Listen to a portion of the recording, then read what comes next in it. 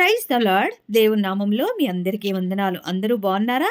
మీరందరూ బాగుండాలని నా అనుదిన ప్రార్థనలో జ్ఞాపకం చేసుకుంటున్నాను. ప్రియ సహోదరి, సహోదరుడా, ఈరోజు ఆదివారం అంటే పరిశుద్ధ ఆదివారం రోజు మనమందరము మందిరాలకు వెళ్ళుటకు వేగల పడుతూ సిద్ధపాటులో ఉంటున్నాము గనుక కొన్ని మాటలు మందిరానికి వెళ్ళే ముందు ఈ మాటలు వినాలని మనవి చేస్తున్నాను. ప్రియ సహోదరి, సహోదరుడా, ఈ ఉదయకాల సమయాన్ని బట్టి దేవునికి స్తుతులు చెల్లిస్తున్నాను.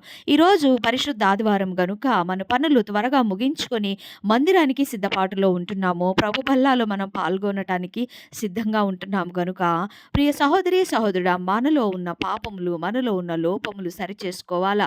మనము పశ్చాత్తాపడే వారంగా ఉండాలి. ఈ వారమంతా చేసిన పాపములు, అతిక్రమములు, మనలో ఉన్న ప్రతి పొరపాట్లను దేవుని ముందు ఒప్పుకొని పాపక్షమాపణ కోరి కన్నీటితో దేవుణ్ణి మన పాపములు క్షమించమని అడిగి, మనము ఎవరి మీదైనా శత్రువుగా ఉన్నట్లయితే, ఎవరి మీదైనా అసూయ కలిగి వారిపై కొండెములు చెప్పిన తత్వం మనలో దాగి ఉన్నట్లయితే, ఎవరి గురించైనా తప్పుగా ఆలోచనలు కలిగి అబద్ధములతో, మోసములతో, మాయలతో అనేకమైన పాపములు చేసి ఉంటాము. ఆ పాపములన్నీ బల్లారాధనకి ముందు మోకరించి ప్రభువుని అడగాల. ప్రతి హృదయాన్ని కుమ్మరించే వారముగా ఉండాలి. మన హృదయంలో దాగి ఉన్న ప్రతి పాపమును ఒప్పుకొని, ప్రభువా, నా పాపములు క్షమించయ్యా. ఈ వారమంతా అనేకమైన పాపములు చేశాను. నీకు వ్యతిరేకంగా జీవించాను.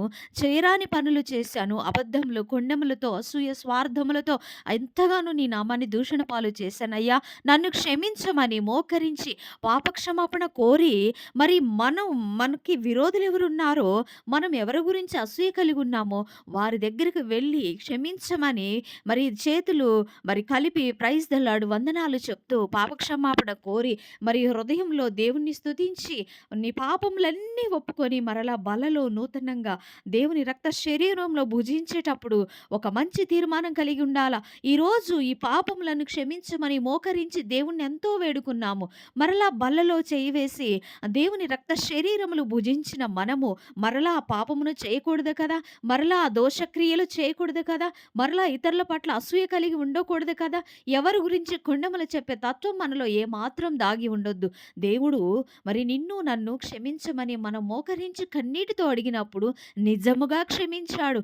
నిజముగా క్షమించి నిన్ను నన్ను ఆయన చేతుల్లోకి తీసుకున్నాడు గనుక మరలా ఆ పాపము జోలికి పోకుండా పరిశుద్ధమైన జీవితాన్ని జీవించడానికి ప్రయాసపడే వారముగా ఉండాలి.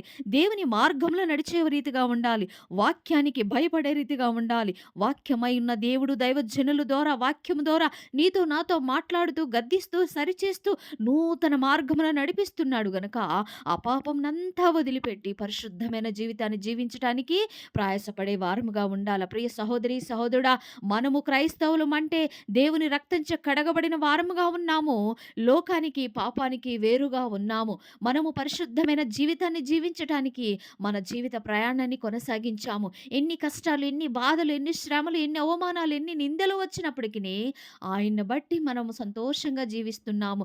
దేవుని నామాన్ని బట్టి దేవుడి చూపిన ఆ దేవుడు చూపిన కృపను బట్టి మనం ఎంతో సంతోషంగా ఉన్నాము. నమ్ముట నీ వలనైతే నమ్మువానికి సమస్తము సాధ్యమని సెలవిచ్చాడు. నీవు నమ్ముతావా? ఈ రోజు నుంచి నీవు నూతనమైన క్రియలు నీ గృహంలో, నీ కుటుంబంలో జరగబోతున్నవి. ఎందుకంటే నువ్వు హృదయపూర్వకంగా మందిరములో పాపక్షమాపణ కోరావు గనుక నీవైనా నేనైనా మనలో ఉన్న పాపంనంతా కడిగి వేసుకుని మన హృదయాన్ని శుద్ధి చేసుకొని మరలా నూతన జీవితాన్ని జీవిస్తున్నప్పుడు ఆయన కృప ఎప్పుడూ మనకి తోడుగా ఉంటుంది.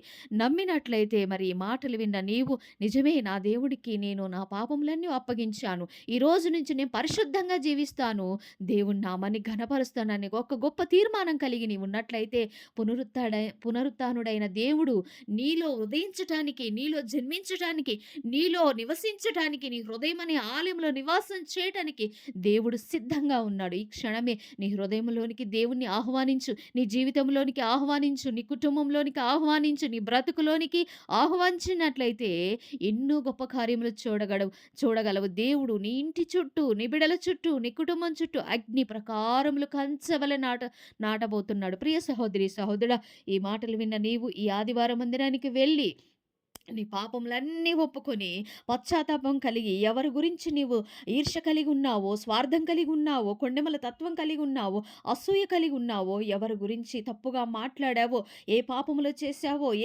మరి పాపక్రియలు నీలో ఉన్నవో, అవన్నీ ఈరోజు నీవు కన్నీటితో దేవుని మందిరంలో పాప క్షమాపణ కోరి, మంచి మనసు కలిగి, మంచి తీర్మానం కలిగి, నీవు మంచిగా పరిశుద్ధంగా జీవించినట్లయితే నిత్య రాజ్యానికి వారసురాలుగా దేవుని రాకడలో ఎత్తబడే బిడగా నీవుంటావు. నీవే కాదు, నీ కుటుంబం, నీ బిడ్డలు, నీ కుటుంబం అంతా దేవుని సన్నిధిలో ఉండే రీతిగా, దేవుని మార్గంలో నడిపించే రీతిగా నీవు ప్రయత్నం చేయాలి. నువ్వు ప్రయాసపడాలి. నీవు పరిచర్య చేసినట్లయితే నీ కుటుంబానికి నిండైన దీవెనలు దేవుడు దయచేయునుగాక. ఆమేన్.